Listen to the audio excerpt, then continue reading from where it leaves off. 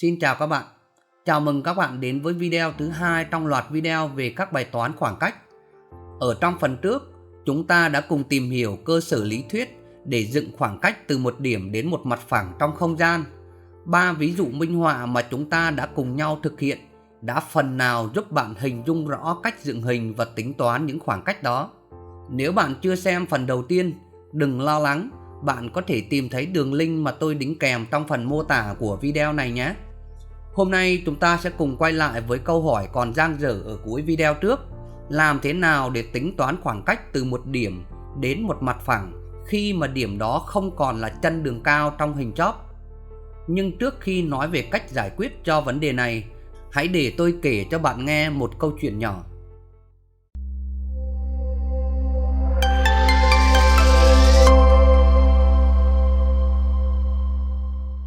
Một ngày nọ, một nhà toán học cảm thấy quá mệt mỏi với việc tính toán. Thế là ông ta quyết định đi xin việc ở đội lính cứu hỏa. Đội trưởng đội cứu hỏa ngắm nhà toán học và nói: "Anh trông có vẻ được đấy, tôi sẽ rất vui nhận anh vào làm việc nếu anh vượt qua được bài kiểm tra nhỏ này." Ông ta đưa cho nhà toán học tới nơi tập luyện của đội lính cứu hỏa. Ở nơi đó có đặt một chiếc thùng, một trụ cứu hỏa và một vòi nước. Rồi ông ấy đặt câu hỏi: "Nào, bây giờ giả sử anh đang đi trên đường và nhìn thấy cái thùng đang cháy, anh sẽ xử lý thế nào?" Nhà toán học trả lời ngay, không cần suy nghĩ: "Tôi sẽ lắp ngay cái ống nước vào trụ cứu hỏa, mở van và dập tắt ngọn lửa." "Rất tốt, bây giờ thì chỉ còn một câu hỏi nhỏ cho anh nữa thôi. Anh sẽ làm gì nếu đang đi dạo và thấy chiếc thùng không cháy?" Nhà toán học suy nghĩ một lát rồi đáp: "Tôi sẽ châm lửa cho nó." Và rồi, trước vẻ ngạc nhiên sững sờ của đội trưởng, nhà toán học chỉ thản nhiên đáp lại: "Có gì đâu, nếu làm như thế tôi sẽ đưa bài toán mới về bài toán đã vừa giải quyết xong." Mời đến. Đó chỉ là một câu chuyện vui, nhưng qua đó mọi người có thể thấy được phần nào cách tư duy của những người làm toán khi đối mặt với những bài toán mới. Khi điểm cần tính khoảng cách không thể dựng hình được, hoặc dựng hình quá phức tạp, nghĩa là ta không thể tính toán trực tiếp được khoảng cách ấy. Vậy thì hãy tính gián tiếp. Và bạn có biết tính gián tiếp thông qua cái gì không? Giả sử chúng ta đang cần tính khoảng cách từ điểm B đến mặt phẳng P, trong điều kiện là việc dựng hình và tính toán trực tiếp gặp nhiều khó khăn. Ý tưởng ở đây là tính gián tiếp khoảng cách này thông qua điểm A, với A đóng vai trò là chân đường cao của hình chóp. Lúc này, giữa AB và mặt phẳng P chỉ có hai khả năng: hoặc là chúng song song, hoặc là chúng cắt nhau. Nếu AB song song với P thì khi đó khoảng cách từ bất kỳ điểm nào trên AB đến P đều như nhau, nghĩa là ta có khoảng cách từ B đến mặt phẳng P bằng khoảng cách từ A đến mặt phẳng P. Trường hợp còn lại, nếu AB cắt P, lúc này gọi Y là giao điểm giữa AB và P. Vì AH và BK cùng vuông góc với P nên hai tam giác IHA và IKB đều là tam giác vuông, do đó chúng đồng dạng với nhau. Từ đó ta có các tỷ số BK chia AH bằng BI chia AI bằng KI chia HI. Để ý thêm rằng, trong giả định ban đầu, việc dựng hình chiếu của B lên mặt phẳng P là không khả thi, nghĩa là điểm K cũng là vị trí mà chúng ta khó xác định. Vậy nên chúng ta sẽ bỏ qua tỷ số KI chia HI. Những gì còn lại cung cấp cho ta mối liên hệ giữa các khoảng cách BK và AH. Trên thực tế, khi làm bài tập, tên của các điểm sẽ thay đổi. Vì vậy, bạn chỉ cần tập trung vào 3 điểm chính. Thứ nhất là điểm cần tính khoảng cách. Thứ hai là chân của đường cao. Và thứ ba là giao điểm giữa chúng với mặt phẳng cần tính khoảng cách.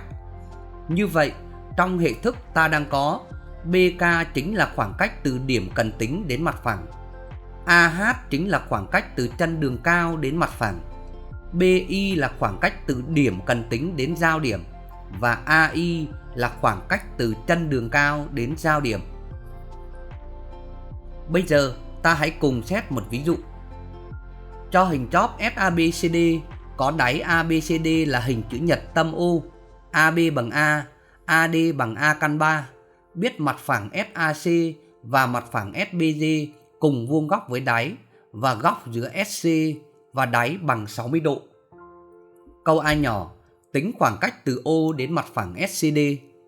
Câu B nhỏ, tính khoảng cách từ A đến mặt phẳng SCD. Câu C nhỏ, tính khoảng cách từ B đến mặt phẳng SCD. Câu D nhỏ, gọi G là trọng tâm của tam giác ABC, tính khoảng cách từ G đến mặt phẳng SCD. Câu E nhỏ, gọi Y là trọng tâm của tam giác BCD, tính khoảng cách từ Y đến mặt phẳng SCD. Bài toán này có giả thiết trùng với ví dụ số 3 đã được giải ở video trước. Khi đó ta đã xác định được khoảng cách từ điểm O đến mặt phẳng SCD là đoạn OH, và trong video đó chúng ta đã tính được OH bằng A căn 15/5. Bây giờ hãy đến với câu B. Để tính khoảng cách từ điểm A đến mặt phẳng SCD, ta có thể dựng hình. Tuy nhiên, vì vai trò của điểm A không còn là chân của đường cao nữa, nên việc dựng hình có thể gặp khó khăn. Hơn nữa, mặt phẳng cần tính khoảng cách vẫn là mặt phẳng SCD giống như ở câu A, nên ta có thể khai thác kết quả đã có để tính gián tiếp khoảng cách từ A đến mặt phẳng SCD. Bây giờ, hãy xét vị trí tương đối giữa AO so với mặt phẳng SCD. Chúng ta thấy rằng AO cắt mặt phẳng SCD tại C.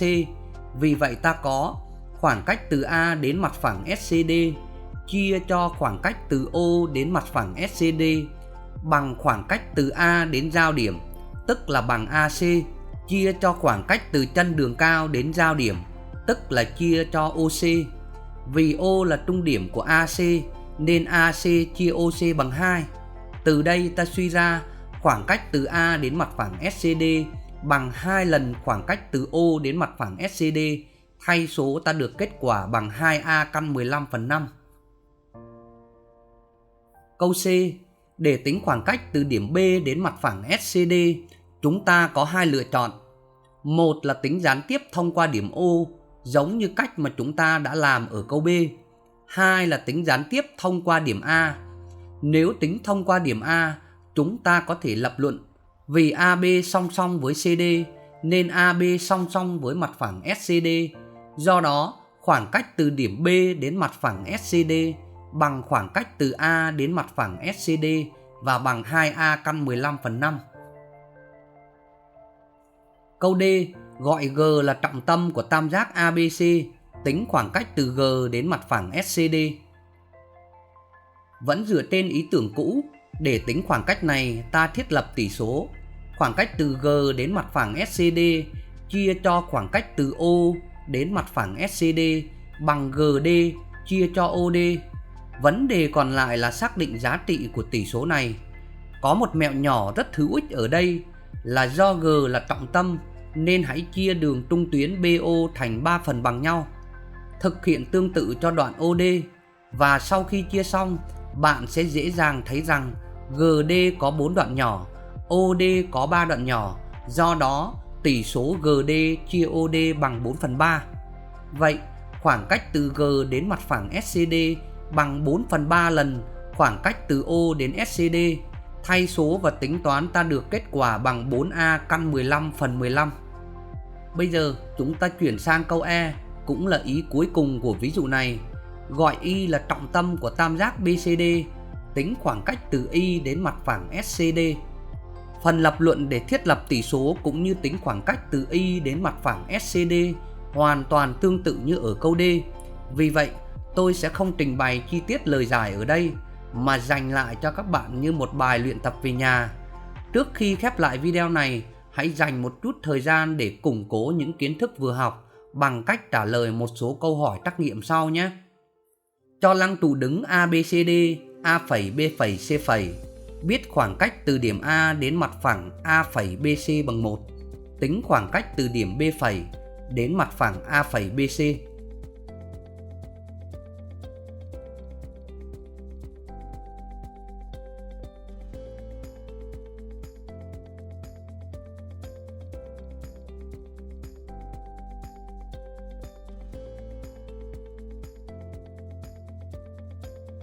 Chúng ta thiết lập tỷ số. ta có khoảng cách từ điểm B phẩy đến mặt phẳng A phẩy BC chia cho khoảng cách từ điểm A đến mặt phẳng A phẩy BC sẽ bằng B phẩy Y chia cho AI, với Y là giao điểm của AB phẩy với mặt phẳng A phẩy BC. Theo tính chất hình lăng trụ, các mặt bên của nó là các hình bình hành. Vì vậy, Y là trung điểm của AB phẩy. Do đó, B phẩy Y chia cho AI bằng 1. Vậy, khoảng cách từ điểm B phẩy đến mặt phẳng A phẩy BC bằng khoảng cách từ điểm A đến mặt phẳng A phẩy BC và bằng 1. Gọi D là trung điểm của cạnh AB, tính khoảng cách từ điểm D đến mặt phẳng A phẩy BC.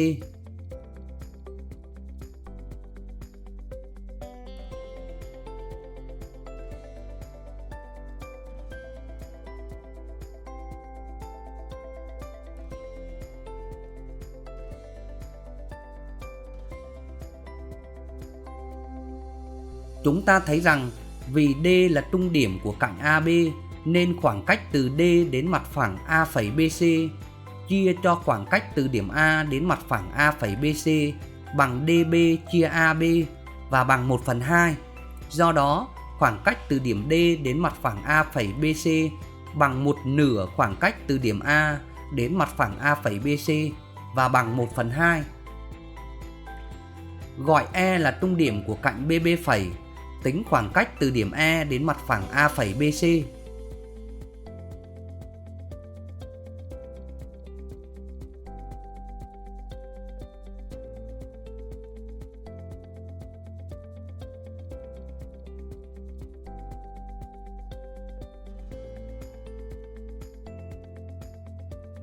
Để ý rằng trong tam giác ABB phẩy có hai đường trung tuyến AE và BI cắt nhau tại G, nên G là trọng tâm của tam giác. Do đó, khoảng cách từ điểm E đến mặt phẳng A phẩy BC chia cho khoảng cách từ điểm A đến mặt phẳng A phẩy BC bằng EG chia AG bằng 1/2. Vậy, khoảng cách từ điểm E đến mặt phẳng A phẩy BC bằng 1/2 khoảng cách từ điểm A đến mặt phẳng A phẩy BC và bằng 1/2. Câu hỏi này cũng khép lại nội dung ở phần 2. Ở video tiếp theo, chúng ta sẽ vận dụng những kiến thức đã học để giải quyết nốt bài toán tính khoảng cách giữa hai đường thẳng chéo nhau. Nếu bạn chưa đăng ký kênh, hãy đăng ký và nhấn nút theo dõi kênh để không bỏ lỡ những nội dung hay và các video hữu ích từ kênh Toán học muôn nơi nhé. Xin chào và hẹn gặp lại.